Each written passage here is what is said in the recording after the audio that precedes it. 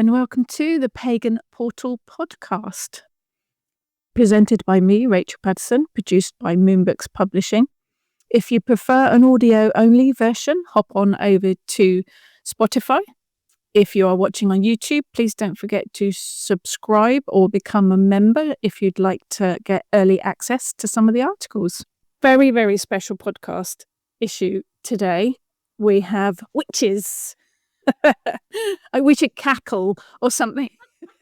We're going to be talking about Samhain and ancestors and witchcraft in general and see where it takes us. So if I can introduce you to everyone here today. Jess, would you like to start and introduce yourself, who you are and what you do?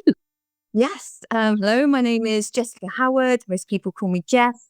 I've written a couple of books for Pagan Portals, including one on water witchcraft, because I tend to primarily identify with a water witchcraft path. So yes, my practice is very connected with the element of water, rain, rivers, different types of water, deities that are associated with water spirits, etc. And I do feel that Samhain is a holiday which is especially kind of relevant to the water witch, because death is often associated with the element of water. So it is one of the pagan festivals that I do feel most resonates with me along my path. So yeah, thank you. Perfect. Lucya. Right. Well, yes, I call myself quite an eclectic witch, but I suppose because I've got quite a varied background in witchcraft, I come from a family where they didn't really call them as witches, but there was a lot of folk magic. My grandma was an astrologer. My dad did dowsing, and sort of divination practices and folk magic were quite a big thing in my family. In fact, kids at school used to say we were the Addams family, which at the time I found really embarrassing, but now seems quite cool. But yeah, I then later, it's really in my 20s, I joined a Gardnerian Wiccan coven and trained there. These days, I actually hang out with the Druids. So yeah, I'm really quite eclectic. Perfect. Katie. Hi, I'm Katie, and I class myself as a hedge witch, and I also do folk magic. And it's a little bit hereditary, although unlike Lucya, did I say your name right? I hope I said your name right. It was almost like a secret, like it was sort of practice, but and around my mum's community, it was kind of like not seen as a good thing, and there was a lot of mystery around my family, but it still passed on. So my mum practices the tarot, and her sister worked with the crystal ball, and my granddad, a little bit of an enigma. He was half French and half English Romany. And his mother used to practice working with tea leaves. And yeah, so that's pretty much me in a nutshell, really. And it took me a long time to figure out, I'm a hedge witch. So I feel like I'm happiest with that title. And then lastly, I'm new to Moonbooks, and I'm bringing out my first book very soon. So I am Rachel Patterson. I started in Wicca way before the internet. Did my degrees, gained my High Priestess title. I'm an elder of the Kitchen Witch Online School of Witchcraft. I've had over 30 books published now. Very, very blessed to be in that position. I'm also the publicist for Moonbooks. Hedge witch, kitchen witch now. Yeah, like Lucya said, kind of eclectic, miscellaneous, I tend to call it. But probably, if you had to give me a label, hedge witch, kitchen witch, I work a lot with food magic and whatever I can find to hand, really. Samhain particularly is interesting because it's my birthday. Fated or something. I think having children has given me a different perspective on Halloween, though, because spending your birthday giving sweets out to children the whole evening, not fun at all, but there you go. But perhaps we should start with what a witch is. What does a witch mean to you, Jess? What does being a witch mean to you? Oh, I know you've asked me this question before, and I'm pretty sure I give a different answer like every time.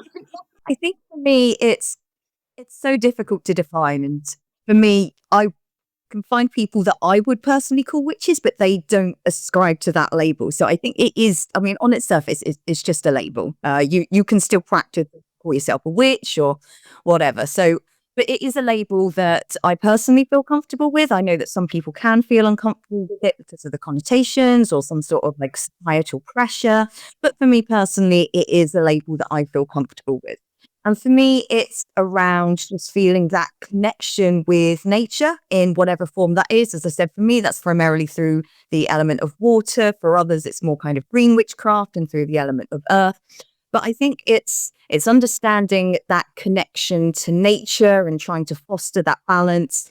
And I think as well, especially in this kind of day and age and more recent iterations of witchcraft, there's also an element of kind of activism there, like, you know, with champions of the earth and wanting to protect the environment. And I think that is a very important aspect of what modern witchcraft is for me.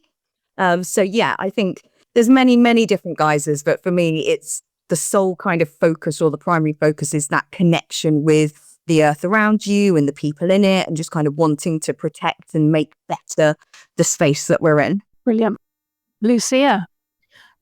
Well, I mean, the term witch can mean so many different things, and I don't think that matters. I think I can quite happily read a fairy story with a wicked witch in it, and I'm not thinking, oh dear, I'm not like that, because no, I'm not like that. Even though I write a blog called A Bad Witch's Blog, I'm not actually a wicked witch. For me, it's certainly, I agree with Jess that in this day and age, it's a powerful name to say, yes, I wear the witch's hat, you know, I'm a witch. I think it's about, although you get male witches, it's a lot about feminine power and about natural magic rather than, I'm going to talk about Terry Pratchett here because I like the way he has the wizards that, like, you know, they talk a lot about magic. They maybe study the academics of magic, but you know, they don't actually do a lot of magic. They occasionally do a ceremony or something. But you know, I think a wish it's like it covers a whole load of things, from headology of like just being a wise woman, being someone who does some common sense stuff and talks a bit of common sense and can offer a bit of advice or that kind of thing. To practicing magic, to doing spellcraft, and yeah, I think it's also, I think certainly for modern pagan witches, it's very much tied up with nature, the environment, and just tapping into the natural energies around you to try and make a bit of change in the world. I always like a reference to Pratchett. We're both Pratchett fans, aren't we? We are. We're both Kevins. Katie?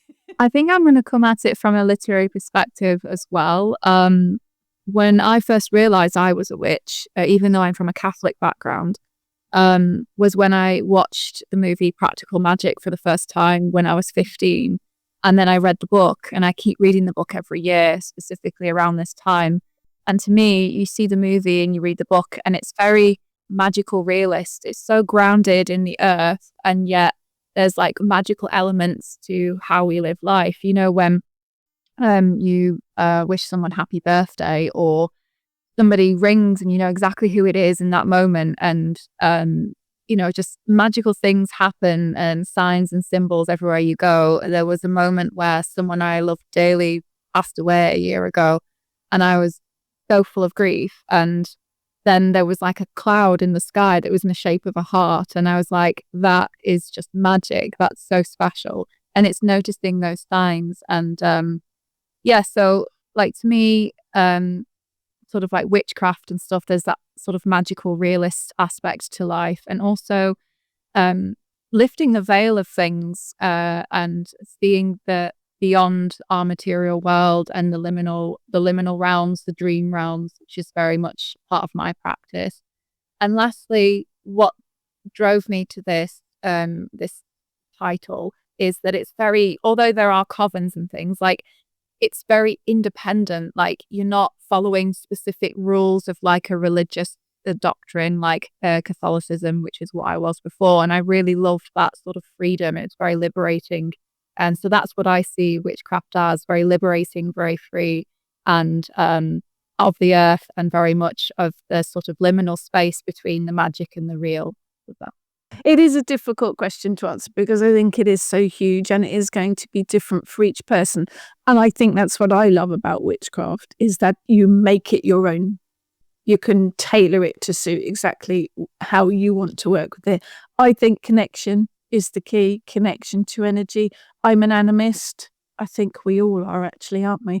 It is the connection to the energy of whatever it might be, whether it is an animal or a pebble or whatever. Nature, definitely. But yeah, the independent thing, the independence of being our own person too. Becoming a witch changed my life, really. It made me understand myself more as well, I think. But yeah, no green skin, no warts. But I've I think actually got a very tiny wart on my nose, which well, is yeah, like, I may have had my fingers crossed when I said not great big ones with hairy Not a one. great Yeah, big no, one, that's. I think it's a fascinating, life-changing pathway. That's for sure. We perhaps need to explain witchcraft is a magical practice. I think, are we all pagan witches? Yeah. So pagan is the religion working with the old gods. Witchcraft is a practice, and you can theoretically work it from any faith. There might be a few conflicts depending on what your faith is. But I think being a witch is kind of a faith.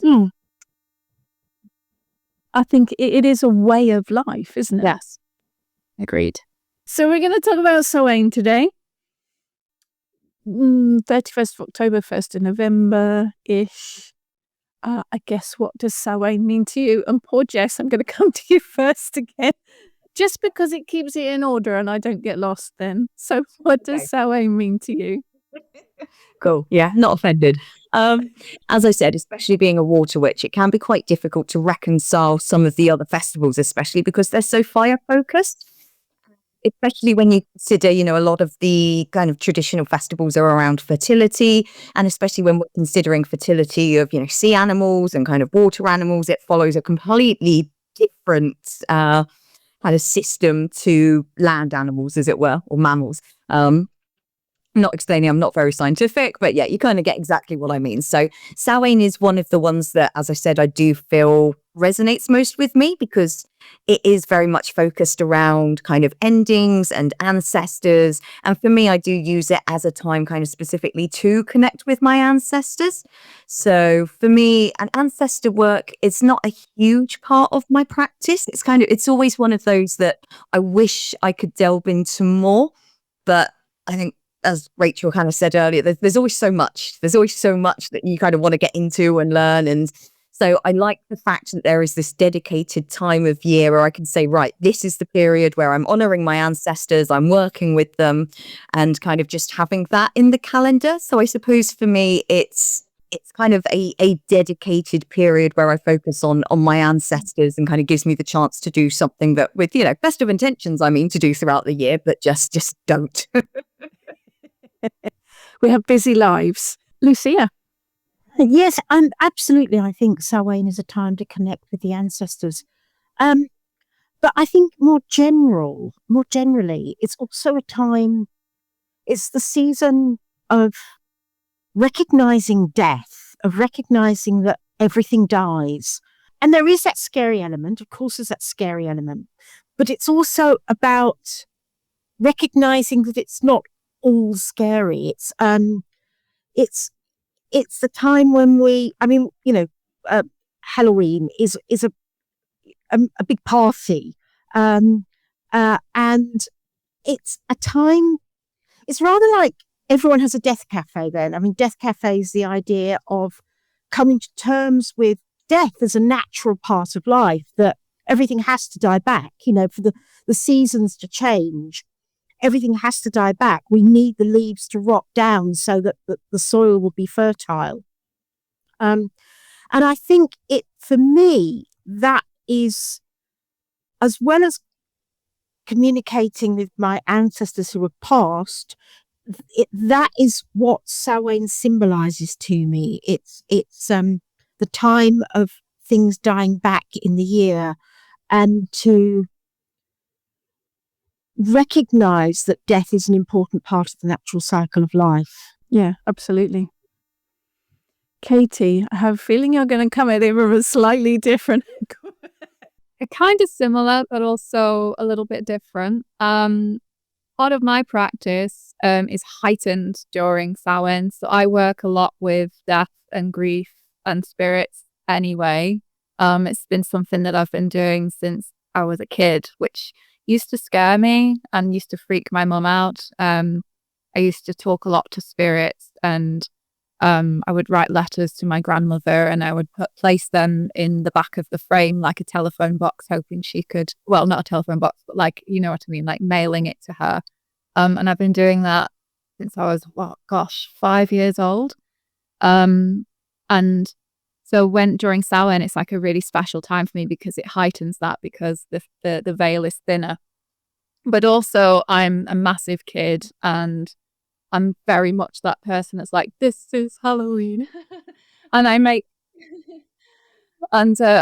really silly videos that I like to put on my Facebook and my social media with my partner a lot of the time. But in my behind that childlike side to me, I do a lot of ancestor worship as well, particularly looking into my family tree. Like I've gone all the way back to the 15th century, and I like to call on the names of those ancestors that I never knew before. But now I'm kind of getting to know, especially around this time. As well as that, very recently, actually, I'm also a yoga teacher, and I'm on this list to train in grief yoga, because of just the losses that I've had over the years, and realizing that ever since I was a kid, I've walked this path for a long time. It could well be that even though I'm a Libra in my birth chart, I've got a lot of Scorpio in me. So I'm very, very much, I very much love that side to life, and that love of death and letting go. And also another aspect that is like writing in my diary, letting go of aspects to myself that no longer serve me. And so a lot of shadow work as well. So it's a really, really big time for me, and I really love it. And I can talk about ancestors until the cows go home. As a full-on Scorpio, I relate to that. I don't journal, though. Rubbish at journaling, but and that's just personal things. A question then, ancestors. I mean, for me, yes, ancestors definitely. I do a bit of spirit work myself, so I do work with them throughout the year. But it does seem to be the time of the year for them, for honouring your ancestors, those that have passed over. How do you honour your ancestors? What is it do you have something specific in your own practices that you do to honour them? I tend to put out the photos of my grandparents and great-grandparents, various great uncles, and that will be my altar. My Samhain altar has photographs of them. Jess, do you do something specific to honour your ancestors? Yeah, I think quite similar to Katie, actually. So I have just kind of a scroll, which is essentially a nice piece of paper, because I've also traced my family tree back. So my mum's side, I can trace back to the 1600s. And my dad's side is a complete enigma, like anywhere past his grandma. We've just got no idea. But essentially I've written down all the names of all of my ancestors. And then on Samhain, again, similar to you, any photos that I got or memorabilia or things that I've kind of learned through my research or working with them that they quite like, I'll kind of use that to decorate an altar. I will usually kind of write a poem and just recite a poem, light a candle, dedicate some incense to them. I'll lay out some food and, kind of have a little bit of a dinner with them.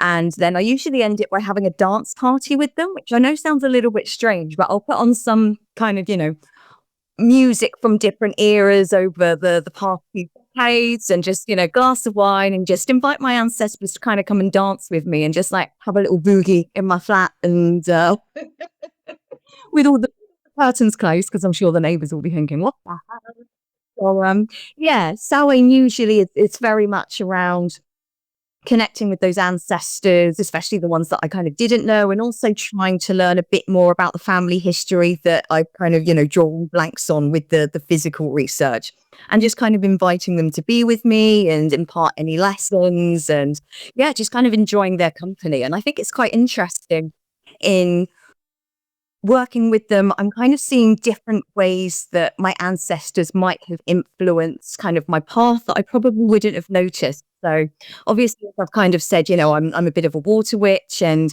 I've always kind of wondered where that came from, because I'm an Aries, I'm a fire sign. I've always sort of wondered where that connection with the element of water came from. And I thought maybe growing up on an island surrounded by water, perhaps that was it.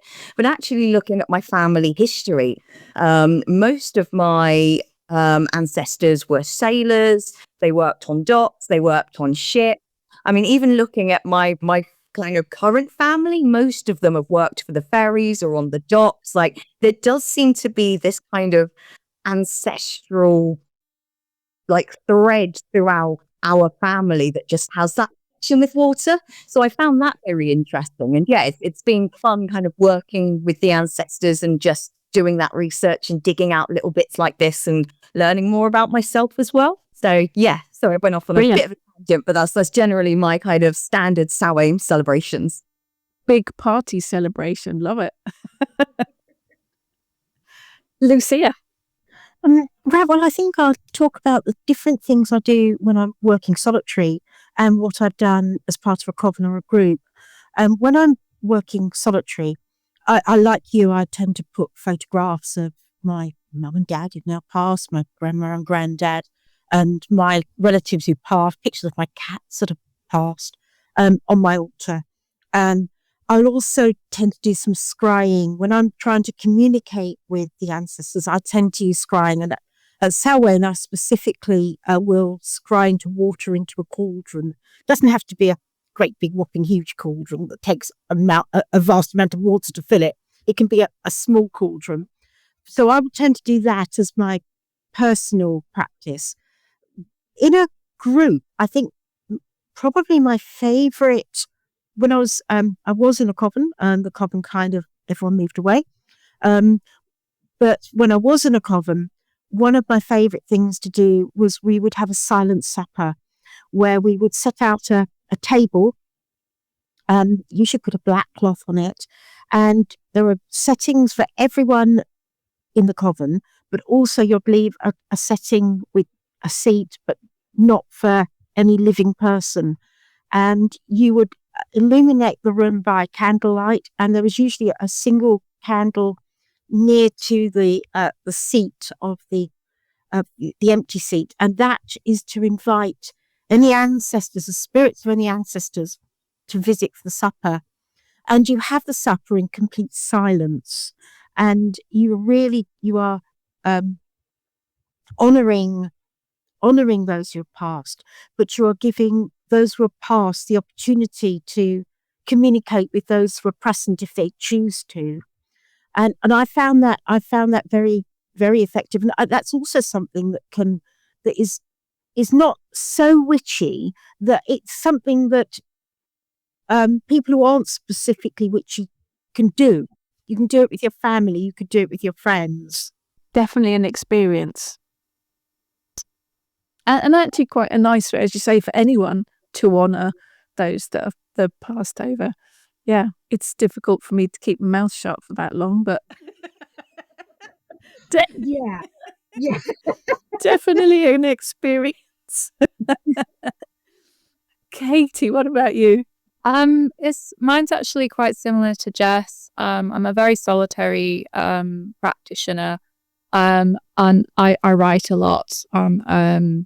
I kind of write letters to those who have recently crossed over, and I work a lot with the dream world as well. So it's a very, very quiet practice in talking to them through letter writing. And sometimes I might go up to my local woods, which is an ancient woodland, and find a sort of place that looks like a crossroads.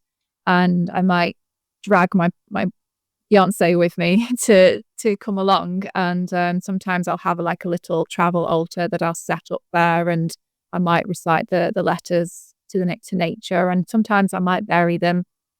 Or I might decide, no, I want to keep this one, and then I kind of sellotape it into my diary so that I can read back on the love that I have for that person. Lighting candles, and then when I prepare to go to sleep, I might drink like a tea that's like mugwort or something like that, and just prepare myself for that space, and ask them to come to me in my dreams. And the dream practice is a really, really important thing to me. And sometimes they do. I have had such incredible dreams where spirit or ancestors have come through to me. Yeah, so that's pretty much my practice. It's quite simple, lighting candles and writing letters and poetry to them, which is also what I've put in my book. Hats off to you for drinking mugwort tea, though. Yuck. I know it doesn't taste very great, but it's meant to be really good for heightening the dream. Yes. State, so. Yeah, definitely. Yeah. Definitely. And also, I'm not a big fan of herbal. usual. I use an infusion for cleansing my scrying devices, but the taste, and also I've tried burning it in an incense blend, and oh no, I kind of go with, if the smell is really off-putting, however the symbolism and correspondences might be right, I'm going to be so off-put by the smell, I'm not going to use it. Yeah. I reckon if it's the smell is really bad, then it must be really good at cleansing. Brilliant. It's interesting how we all do slightly different things, but we all do similar things as well. I think, again, it's about making the practice yours. And I think it's important for anyone out there watching, listening. It's your practice. There's no right or wrong here. Take inspiration from what we do, from what other witches do, but ultimately it's your practice. So it has to work for you, because I'm not drinking mugwort tea. Question though, interesting one. Jess said you can only trace one side of your family tree. How do you honour ancestors if you don't know who your ancestors are? Is there, Jess, do you want to start with that one? Yeah, it can be difficult. And I think, so for me, it's more about kind of creating a space to invite them in, rather than thinking, oh no, I can't work with this particular ancestor because I don't know their name, or I can't, I don't know where they're from, etc. It's about kind of just, accepting that and understanding that just because you don't know who they are doesn't mean that you don't still feel their presence or the impact that they've had on you through their own lives. So for me personally, I'll tend to kind of just do a bit of an open space in my own practices. I kind of say, any other ancestors who I may not know your name, please come forward. You're still more than welcome here. And just make sure that there is that acknowledgement that, I still appreciate them and everything that they've done for me, and kind of hope that they reveal a bit more about themselves. For me, it's very, very kind of basic and simple. I've tried all of the, I suppose, real worldly avenues to trace back that side of my family. But I think, it's just really important to make sure that it's acknowledged that just because you don't know them doesn't mean that they're not important to you, and just kind of keep that door open for them to still kind of come through and share in your practice. And just know that if they want to make themselves known to you, then you're kind of more than happy for them to do so. So I don't really have any kind of, everyone loves this one trick kind of thing. But for me, it's just about making sure that door kind of stays open and the acknowledgement is still there. Katie? Kind of the same as Jess, really. I'm actually quite lucky in that I was, my family for a long time was a bit of a mystery. And even my ethnicity was a mystery. For a very, very long time. And then I did the Ancestry DNA kit thing out of curiosity. And then from there, I learned that I was connected to somebody through Ancestry, and it happened to be my uncle. And he had hired a genealogist. So I know and have seen pictures of these ancestors, predominantly from the French side. And they're named, where in France they were from, and some pictures, and even found out that one of them in our lineage was like what do you call them? Not a knight. They did the bow and arrow for the king, and there's like there's something in a church somewhere in Manchester to this person that's And I, knowing that I haven't seen that, but knowing that in my mind's eye, I can bring that in, asking them who they are and sort of like create a vision of them with the bow and arrow. I don't know. My French ancestors were predominantly from Burgundy, so I just imagine them sipping wine and eating cheese with me. Sounds perfect. Yeah. So there isn't really a proper answer for that. It's kind of similar to what Jess was saying, and like you can't really visualize who they are because back into like the 15th and 16th century, etc. You're looking at there's no photographs or anything like that, so you kind of have to go off Google and see what the fashion was back then, and just sort of like imagine what they may have looked like based off of how you look. And it's just recognizing that who they are is inside you, in your blood. And I always joke with my partner that we're all walking computers, walking like as the next generation. We're the same as them. So there will be ancestors going way back that probably looked exactly like me and probably just as kooky. And so I think, that's kind of like how I visualize them and bring them in and call them in. And then recent ancestors, I know what they look like. So it's kind of like just bringing in their photographs and remembering from them stories passed down of who they were as a person, and creating a sort of visual idea of who they were and bringing them into the space as well. It is about just opening, isn't it? Just, whoever, whatever. As well, I think we talk ancestors, but Samhain, I think, is for remembering everyone that's passed. So it doesn't necessarily have to be blood ancestors. It could be friends or friends of the family, or just people that you're aware of that have passed over. There doesn't have to be that blood connection, does there? No. So, yeah. Because we've had a year of it, that's for sure. Now, Samhain, Halloween, obviously, same time of the year. How do you balance the two? Do you bring them together? Do you ignore Halloween completely? Do you bring it all together? How? Jess, any thoughts on that?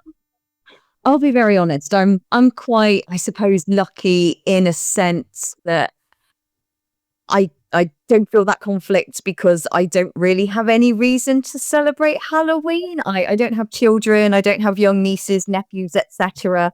I live in a 4th-story flat, so we don't really get people around. The only way that Halloween really kind of impacts me is being able to go and shop for really cool furniture and decor, so you can have some places. And be Halloween parties, like, although I am getting to the age now where if I'm not in bed by 10 o'clock, then, I'm not interested. So Halloween parties are becoming less of a pressing issue. But yeah, for me personally, it's not been a challenge because I don't really have any reason to celebrate Halloween. I still love seeing everybody in their outfits and everything, but it's not something that I personally need to fit into my practice. And again, being a solitary practitioner, I can just kind of do my own Samhain practices as and when, if I do have plans later on in the evening, I can make sure I've got all of that done beforehand. I'm lucky that I'm quite flexible in the work that I do. That means, I can just take an afternoon off if I want and kind of dedicate that. So yeah, I do understand it can be a challenge for some people, but luckily it's not one that I've had to experience. Lucya, what about you? Right. Well, I kind of think that Halloween and Samhain can blend very well. I think that's partly because when I was a child back in the 1960s, yes, I am old. Wise, not old, wise. In England, Halloween wasn't quite such a thing. No. It was more bonfire night that was celebrated. So Yeah. yes, there would be some Halloween stuff. But my family, being the Addams family, we had big Halloween parties and all the kids wanted to come to our Halloween parties. And we'd have apple bobbing and we'd have a bonfire and we'd play party games for weeks beforehand because back then you couldn't buy so many like Halloween masks. You could buy bonfire, you could buy Guy Fawkes masks. And you couldn't buy so many Halloween costumes. Me and my friends, before our Halloween party, we would spend weeks making papier-mâché masks and turning old curtains into costumes, and old sheets into costumes. And so we'd have this amazing Halloween party, and it was a kiddie party, obviously, because we were children. But then after that, my parents would do divination, and I would too. So, like, after all my friends, little school friends were gone home, the adults would do divination and use playing cards or a crystal ball, which was actually a fishing float they used to use, big glass fishing float for scrying. And so for me, I think there's always been both aspects to it. And I do love Halloween parties. And you've got the hat already. Katie, what about you?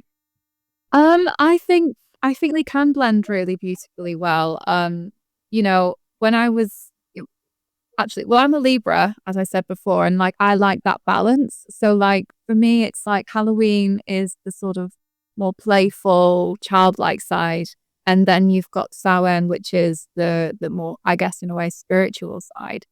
And I think many of us, as we grow up as adults, we kind of forget our inner child, and I think it's really, really important inner child healing work. And actually, Halloween was sort of like my coming out of the broom closet kind of time of year when I was a kid, because all the other kids were interested in Christmas, and I was like, no, like Halloween is my Christmas. And I'd stick on Addams Family, Beetlejuice, and just be comfortable in myself, and no one's going to judge me because all the other kids were kind of dressing up and going, I've forgotten what you call it,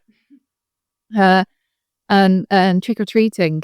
And my mum, serious for most of the year, Halloween, she's like a big kid, and so is my sister, and my sister would make like these witches' legs out of tights and shoes and stick them coming out of the door, and like these monsters in the hallway, and spooky like spiders' webs all over the plants and things. And it was just such a really wonderful time. But then in saying that, Christmas, looking into Christmas can also be quite spooky as well. Really, really fantastic folk tales and stories around Christmas. And then once you've gotten over the whole like giddiness and the childlike wonder of Halloween, then you can, devote yourself to your personal practice, whatever that might be. So I think absolutely the two can blend really well together, and I love both sides to this time of year. I like Lucya said, when I was a kid, Halloween wasn't a thing. With my birthday being Halloween, I used to get bought the odd witch toy or ornament or something. But I think I was probably in my 20s before trick-or-treating became a real thing and shops started having Halloween stuff. But when our children were younger, they wanted to do the whole trick-or-treating. And we live in terraced houses, so we are easy targets for the trick-or-treaters.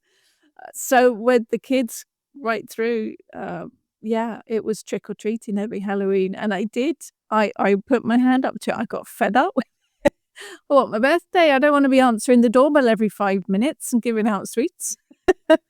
What we've actually done now, a bit like the Queen used to, I have 2 birthdays. I have a birthday celebration a couple of days before Halloween and kind of ignore my actual birthday on Halloween. And we used to do it as trick-or-treating and giving out and sweets.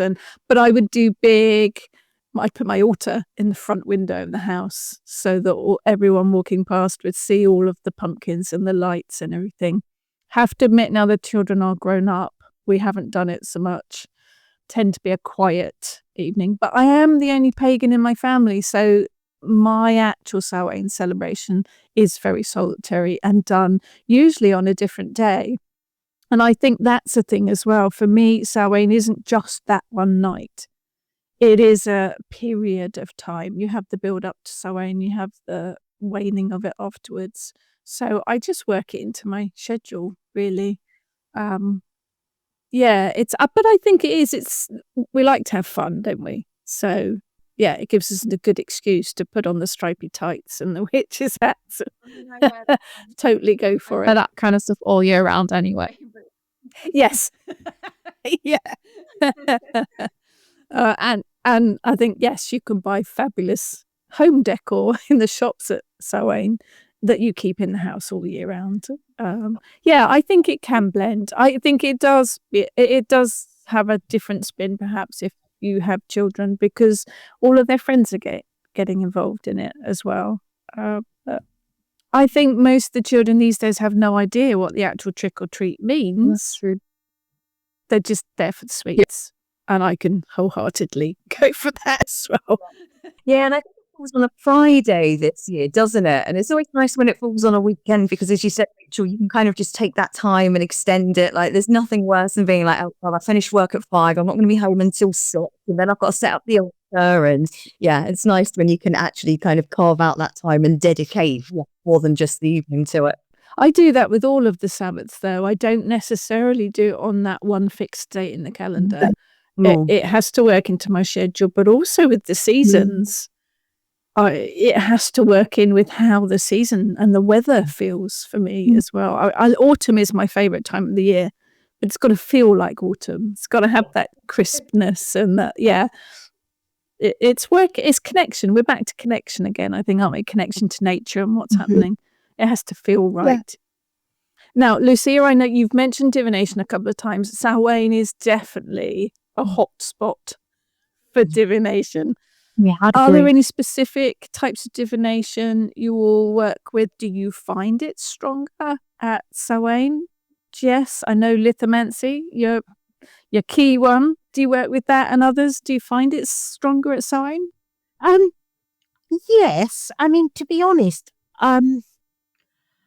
because I scry quite often. I mean, I'll talk about scrying because that's I teach workshops in scrying. I've written a book, Pagan Portal Scrying. Because I scry quite often, I always think that if anyone's developing a scrying practice, they should keep a specific scrying journal. And when they're writing, not only writing down the questions they were asking when they did some divination, and what they experienced, either saw or heard or felt or whatever. It's really important to write down, is it near a specific festival? What day of the week it was? Is it a full moon? The phase of the moon. Because I think that individuals can find that they can scry more easily at different times. Personally, I always find it's easiest when the moon's full, but I've had people in my class who say that they find it much easier at the new moon. So it's going to be different for different people.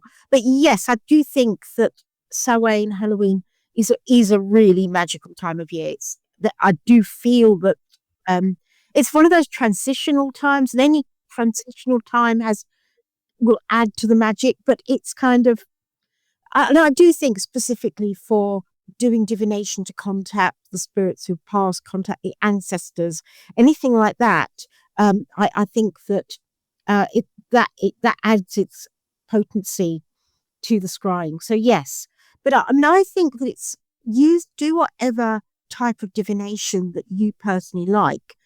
When I was a child, I've mentioned that we tried to do crystal ball reading.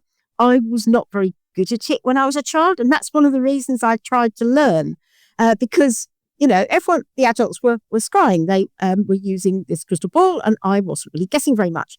And so I spent a lot of time practicing. Practicing really helps. Reading lots of books about different techniques, because the different techniques that you do are really, really important. I think it's very easy to think, well, I should look into this crystal ball and I should see a movie. And for most people, it's not quite like that.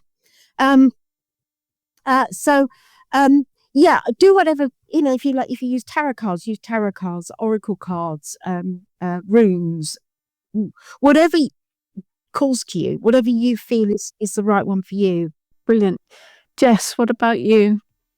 Yeah, so I do tend to see Samhain as kind of the end of the year and the beginning of the new year rather than the traditional 1st of January. Like, again, just going back to that connection, it makes more sense to me. It kind of makes more sense that, Samhain being about endings, and then you've got that nice hibernation period where you're just kind of resting, resetting, working out what your goals are, and then kind of moving into more action with kind of spring, summer, etc. So I do divination, but I tend to focus around kind of what's coming up for the year. So yeah, I use lithomancy. Lithomancy is one of my main ones. I will usually use a piece of rope to draw like a circle on the ground with 12 segments. Each segment represents a month, and then I'll just cast my stones into that and kind of use that to get an idea as to what happened or what should happen, might happen over the course of the year. I do always think yearly readings can be a bit hit and miss because, as we know, kind of every little decision we make, can change the outcomes and, influence kind of, our path. So I will usually do kind of the year one, and then I'll do a 6-month and a 3-month just to really kind of see what patterns and, how it, as Lucya said, like absolutely recording everything in a journal. I do also try scrying at Samhain, so I will admit scrying is not my forte. It's definitely not one of my strengths, but it is one that I really enjoy, and especially with the veil being it's one of its thinnest at Samhain, I usually find that's a good time to just practice my scrying. But yeah, I personally stick with lithomancy, but again, as Lucya said, it's just because it's my preference. It's the one that resonates most with me. But yes, I will use divination more in a kind of, what's going to happen over the next year sort of. Brilliant. Katie? I work a lot with the tarot, specifically around this time of year. Again, same thing as Jess, just kind of like mapping out what's coming next and what am I letting go of. Again, dream work, dream incubation, talking to spirits in the dream world. I also do, well, it's not spring, but a kind of spring cleaning, like a cleanse. And this year I want to make my own sort of broom that I can like sweep on my front step, anything that I don't want anymore, anything to let go of, or anything that any negative energy that's been around me, I can sweep it away with love. Sometimes I make sigils. I recently went away for as an early birthday present for my 40th, and I made a protective sigil and I put it under my doormat. And I like to renew those. And as well as that, if the weather is nice, I will go into the woods again, and I bring elements, I bring elements of my yoga practice into my more witchy practice. And I work a lot with deities from, Western pantheon as well as a yogic pantheon. So I chant in Sanskrit to specific deities. Ganesh is a really good one for this time of year because he's the remover of obstacles and he's a protective force. Kali and Durga, Lakshmi, Saraswati, all of them, and chanting them with my shruti box in the woods is quite fun and calming, and dog walkers absolutely love it. And lots of doggies come to me, which is really, really nice. I love that.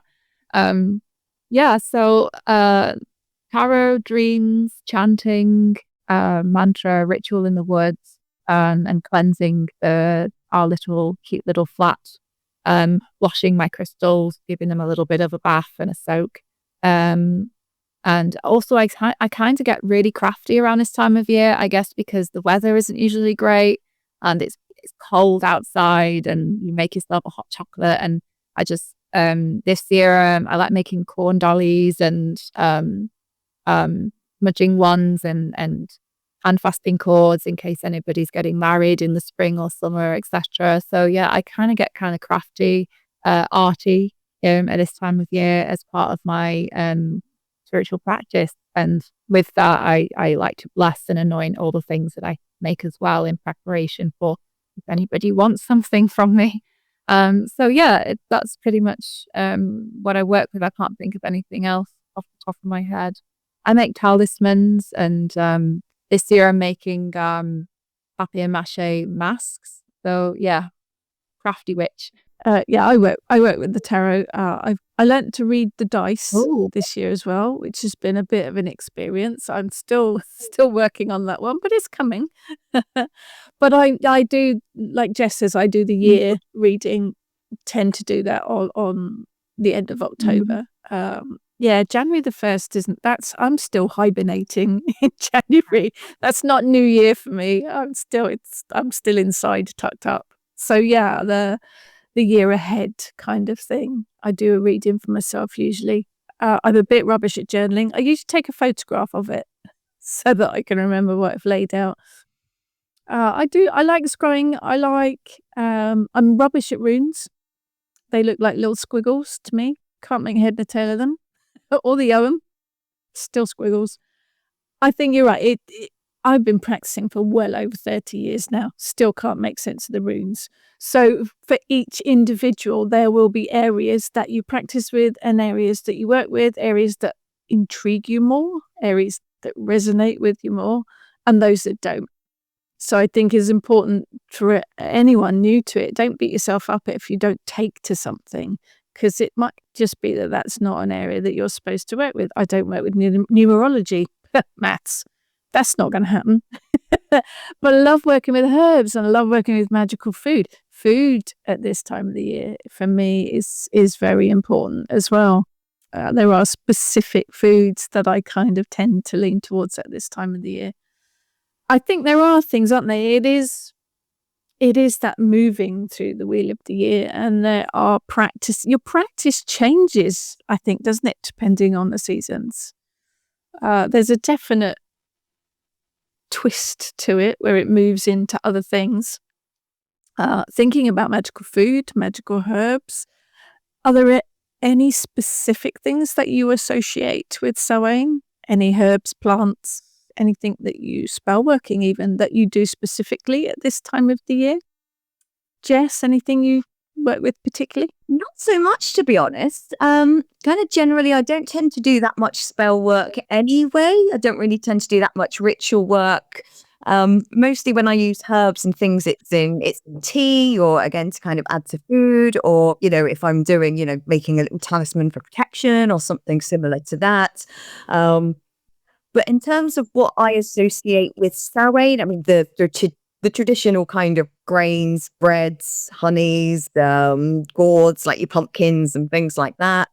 But I suppose in terms of, I don't know, I'm kind of imagining like Katie might have a much better answer to this question than me. But yeah, personally, there's nothing I can say, this is Samhain to me, or this. Pumpkin spice latte, isn't it? It's pumpkin spice latte season, basically. Pumpkin, I can't stand it. I like the pumpkin spice. I'm not a big fan of pumpkin. I like the spices that go into it. But it's the weather. For me, it's casseroles, dumpling, big cottage pies, crumbles, all the stuff that's, Yeah, the soups and the hot teas. I mean, I generally don't really drink tea or hot drinks, but I do find as the weather turns and we get into the colder months, then teas, soups, absolutely all of them come out. So yeah, I suppose nothing really Samhain specific, but more weather specific. Yeah. Again, that things getting colder for me. Yeah. Lucya, what about you? Okay, well, I just remember something in my candle magic book that is actually combines magic and food, and is one of my favourite things. It's suitable for a slightly witchy Halloween party. Okay, it's magic fondue spell. Oh, I like the sound of that. This is a perfect spell to stir up some fun with fellow witches, just slightly inspired by Shakespeare's Macbeth, sometimes called the Scottish play, for regions connected with witchcraft. Okay, you need a fondue set in a ceramic bowl with a candle. You need a candle, cocktail sticks for marking the candle, and then you need all the ingredients. You can find whatever recipe you want for a chocolate fondue, and then some marshmallows or some strawberries or some other fruit, just stick in it, and fondue forks. Everyone takes it in turn to carve their initials into the tea light before it's popped under the fondue dish, under the ceramic bowl. Then you put in all your ingredients and you make your fondue. You light the candle underneath it. While the ingredients are melting, everyone takes it in turns to stir the fondue with the spoon, secretly making a wish, and then saying out loud, double, double, toil and trouble, chocolate melt and fondue bubble, candle burn and grant my wish, and serve me up a delightful dish. Perfect. Perfect. Do love a marshmallow, especially covered in chocolate. Katie, what about you? Actually, I actually don't work with any specific herbs or food or anything like that. I'm not great at cooking. I can make a good banana bread cake. And it's so interesting that Jess thought that I'd be a bit more wise in this subject. And actually, a lot of people do. And I get sent herbalism books all the time, and I'm like, I'm intrigued by it. But it's definitely part of my path in the future. But I don't really have a specific practice with herbs at all, but I am going to be doing that next year. I'm actually enrolled on like a little, just for fun, a little online thing called the Lost Remedies Academy, where I'm going to be learning more about tonics and salves and balms and things like that. And a dear friend of mine, Louise, runs this beautiful training that I want to do. It's a year-long training in flower alchemia and working with flower essences and herbs. So it's something that I'm trying to cultivate in the back of my mind to bring that more into my practice. And I do sometimes work with herbs when I make magical potions and in ritual and things, but I don't have anything specific. I am, however, working with this lady here. She doesn't look like much. She looks kind of dead, which is kind of perfect for this time of year. She's called a Rose of Jericho, and she represents transformation and rebirth and resurrection, because you submerge her in water and she unfurls and becomes this beautiful fern. And I got her about 6 months ago to represent those energies, and she's on my altar, and she can be like this for like months without any water. She looks like a heart, a bit morbid. And I love her. And I like every now and again when I give her water, I love watching her unfurl, and just that representation of rebirth and rising from death. It's perfect symbolism for this time of year. So this is a plant that I do work with, not specifically to my practice around this time of year, but it is perfect for this time of year though. Fascinating plants, aren't they? Absolutely I fascinating. know. Like, how is she still alive? I don't. It's amazing. So yeah. I think that just reiterates you've got 4 witches here, and we all work with in quite different ways and with different areas. Herbs and food is one of the biggest parts of my pathway. So we are all different, and there's no right or wrong there. We all find our own connections. We all work with things in our own way. And I think that's very important to remember for anyone walking this pathway. Nothing's right or wrong. It is what you make it. And I think it's also about finding magic in the mundane as well. To me, they aren't separate. Whatever I do, I'm a witch, no matter what I'm doing, whether I'm doing the housework or typing a letter or whatever. I'm a witch. It is about making it all work, isn't it, in everything that you do. Anyone like to add anything to finish off? Any hints, tips, wise words, any thoughts? I just want to agree with you, Rachel. It's seeing the sacred beauty in life to me. Maybe I'm coming at it from the point of view of a Libra, like wanting beauty and harmony all the time in life. But it's just recognizing the magic in the mundane, the simple beauties, the sacred beauties in life. Even like, going for a walk in the rain and you hear people grumbling, oh, for God's sake, it's raining. And I'm like, oh, I love the rain. It's so magical and special. Like, wow. And like cultivating the energy and connecting with a deity of water, or even if it's cold outside, connecting with with those energies all around you, and just every day appreciating life and finding the sacred even in the harshest of times as well. And so I'm just agreeing there. I think it's important to know that you don't have to live in a little tumble-down cottage in the middle of a forest either, because I know for a fact that we don't. I'm on the edge of the city. Lucya, Jessica, you are London areas, aren't you? Yeah, but it is. Everyone who walks Yes, Katie, you are past too, says aren't you? my house is a bit magical. It doesn't have it's a weird house in that it doesn't have a number. All the other houses in the street have numbers. We're between number 7 and 9. We're not number 8. That's over the road. It's got a name, not a number, and people struggle to find it too. So I kind of feel that I am in London, but there's something a little bit witchy that slightly shifts it outside the normal reality.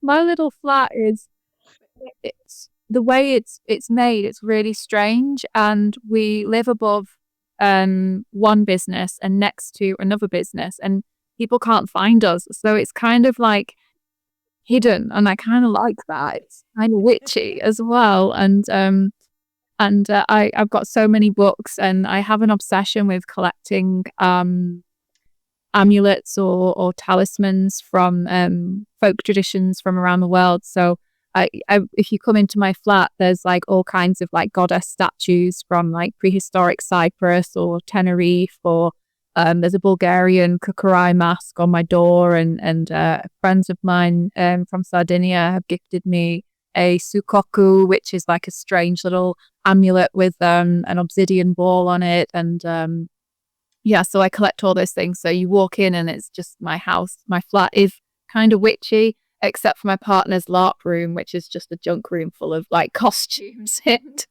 all kinds of stuff.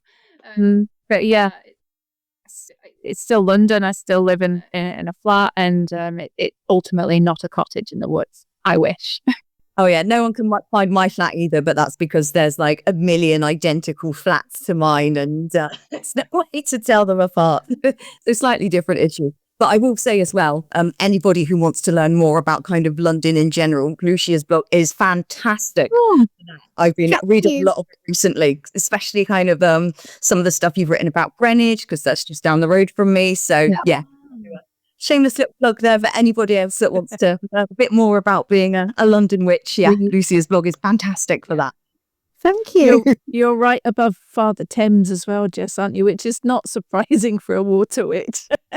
Yeah, and actually I do incorporate Father Thames a lot into my sewing practices, because even though it's not something that's ever been kind of recorded, for me through my own UPG, like Father Thames very much has that kind of protective fatherly energy. I do see him as a bit of a psychophant that helps kind of guide the souls of the dead to the kind of, down the river and to the other side. So yeah, I do actually incorporate him a lot into my sewing practices. Now I am next to the river, which works really well. So I am on the edge of a city. I'm not London. I'm not far from London. I'm Portsmouth, so I am by the ocean. But we are in terraced houses, although they were built 1910. So there's quite a nice history there. But there were houses here before, and before that, and before that. So there's quite a lot of layers of ancestors here. But yeah, it is connection again, whether you are in a high-rise flat in the middle of a big city or anywhere rural or anywhere in between. It's about connecting to the land, to the ancestors of the land and nature around you. Connection. We come full circle back to connection. So thank you so much, everyone, for joining me today. It's been fabulous, great fun. Enjoy your Samhain, whatever you do, or your Halloween, or your October, whatever you're doing. Thank you, Jim. Do check out the Moon Books website, because these ladies have got wonderful books out with lots of information. Thank you to everyone for watching and listening to the Pagan Portal Podcast, and we will catch up with you next time. Thank you, everyone. You have been listening to the Pagan Portal Podcast, a Moon Books publishing production. For more information, please visit our website.